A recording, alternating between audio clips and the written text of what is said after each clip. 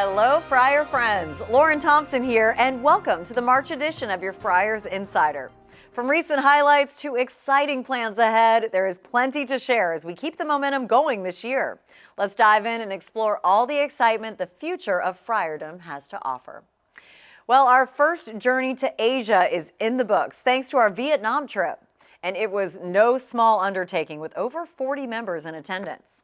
The trip featured multiple moving parts, including 3 hotels, an in-country flight, 2 buses daily, 6 rounds of golf, group dinners, historical tours, sightseeing, spa appointments, and more.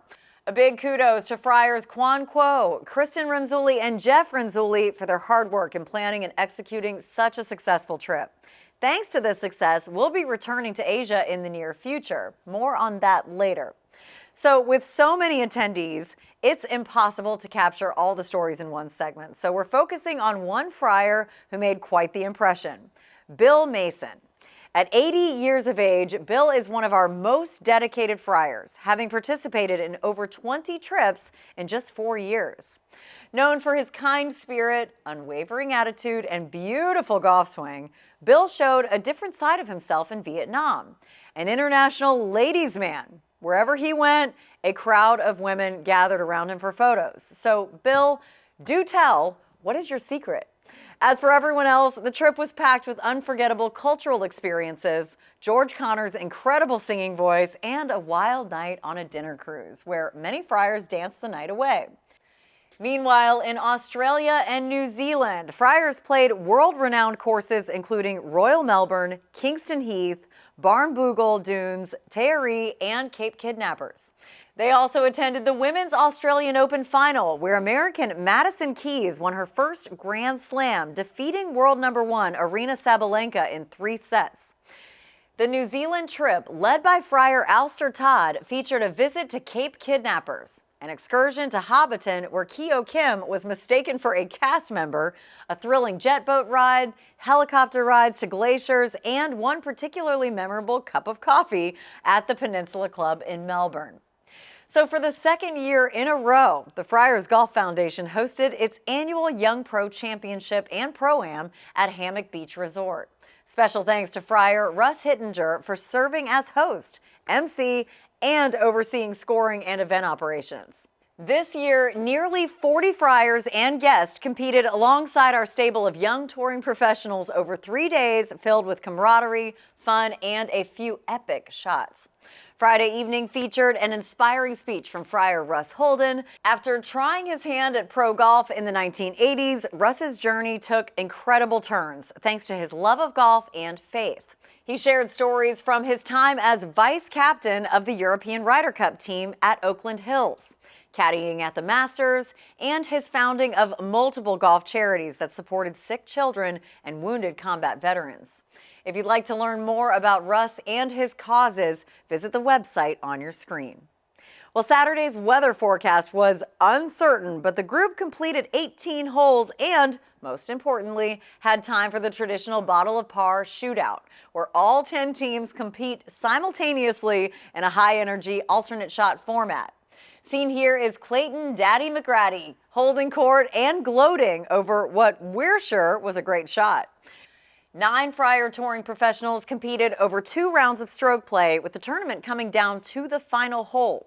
Friar Ivan Ramirez led nearly wire to wire, but a closing double bogey left him 1 shot short of victory. Riley Smythe closed with a spectacular 4 under par second round, tying Timmy Crawford, who posted consistent rounds of 71 and 71 on the conservatory course. Timmy had a 10-foot putt on 18 to win in regulation, but it fell just short, leading to the first playoff in event history. This time, Timmy's birdie putt on 18 found the bottom of the cup for a sudden death victory. Congratulations to all of the participants. We look forward to big things from you in 2025. Now, as some of you may have noticed, our international trip schedule has been ramping up as of late. The Friars' sense of adventure is bottomless, and we are constantly scouring the globe for new experiences. In 2026, the Friars will embark on journeys to the Middle East with sold-out trips to Abu Dhabi and Dubai, to Scandinavia with back-to-back trips in June, Southwest Ireland in August, and Japan in October. So what will 2027 and beyond hold? The ideas are percolating, and your opinion matters. So if you have thoughts on future destinations, whether you have firsthand knowledge or just a desire to explore, please reach out to Don anytime. Some ideas in the cooker right now include a return to Asia with 2 parts, Thailand and China.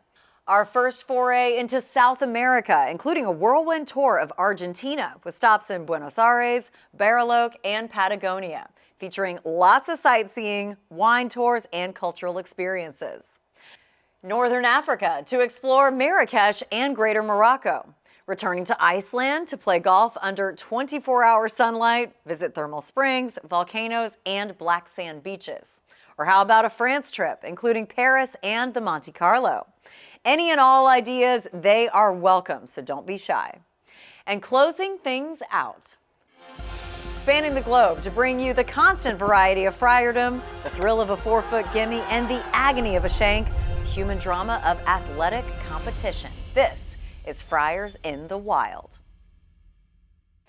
We begin in Tampa, Florida at Innisbrook Resort, where Friar Gus Bezalel has continued his torrid play after a near miss in the club championship at Kiowa. Playing in a 32-man Groundhog Day tournament made up of members from his home club, Kenwood in Maryland, Gus bested the field in a Stableford format, making 2 birdies on 15 and 17 for a 1-point victory. He gets this awesome trophy, which coincidentally already has his name on it from the previous years. Go figure.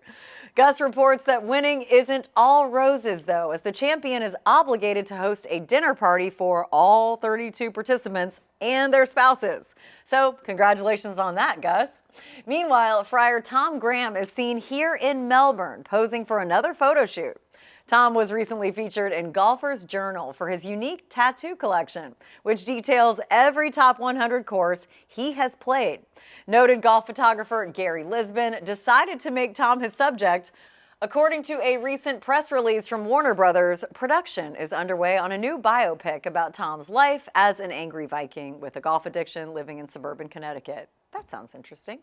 The film is set to begin shooting in late summer. Rumor has it that the movie mirrors the famous Michael Douglas film Falling Down, about a man unleashing his rage on society. Well, I'm no movie critic, but this sounds like a hit. That's a wrap on this edition of the Friars Insider, ladies and gentlemen. As always, I'm Lauren Thompson signing off with a reminder, don't be a you-know-what. You know what I'm talking about.